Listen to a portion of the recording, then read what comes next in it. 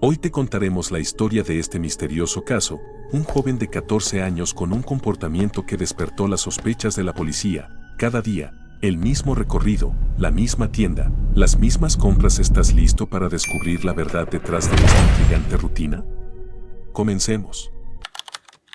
La historia comienza con un joven llamado Lucas, de 14 años, que visitaba diariamente la tienda de comestibles del barrio. El dueño de la tienda, que lo veía con frecuencia, notó que siempre compraba grandes cantidades de leche y botellas de agua.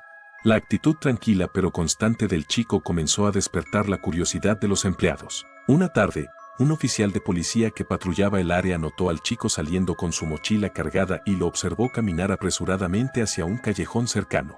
No podía entender por qué un niño necesitaba tanto líquido. Aunque no parecía estar haciendo nada ilegal, algo sobre su comportamiento despertó una sospecha.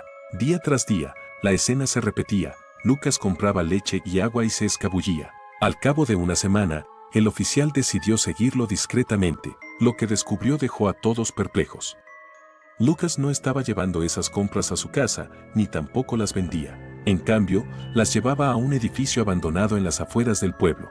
El lugar estaba oscuro y tenía un aire sombrío, pero cuando el oficial finalmente entró, no podía creer lo que veía. Lucas había estado cuidando a un grupo de cachorros callejeros que había encontrado abandonados, dándoles de beber leche y usando el agua para mantenerlos limpios. El oficial se conmovió al ver cómo un joven dedicaba su tiempo y recursos para salvar a los indefensos cachorros. Sin embargo, cuando se acercó, Lucas retrocedió nerviosamente, como si esperara ser reprendido.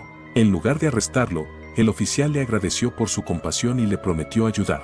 Lo que parecía ser un comportamiento sospechoso resultó ser una muestra de enorme bondad. Con la ayuda del oficial, Lucas pudo trasladar a los cachorros a un refugio seguro, y la comunidad entera se unió para donar alimentos, ropa y más recursos para su cuidado. Algunas veces, lo que parece un misterio puede esconder una historia de bondad y sacrificio. Gracias al valor de un chico, se salvó la vida de muchos cachorros que no tenían esperanza. ¿Qué opinas de esta increíble historia? Deja tu comentario y comparte este video para que más personas conozcan la fuerza que tiene un simple acto de bondad.